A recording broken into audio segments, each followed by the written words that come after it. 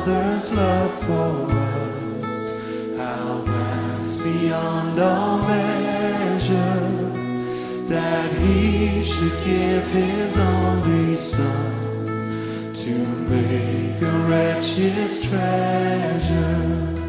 How great the pain of searing loss, the Father turns His face away, as wounds which mar the chosen one bring many sons to glory.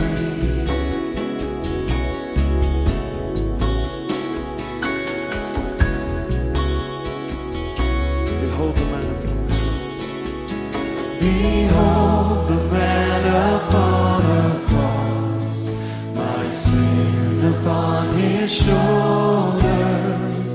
Ashamed I hear my mocking voice call out among the scholars.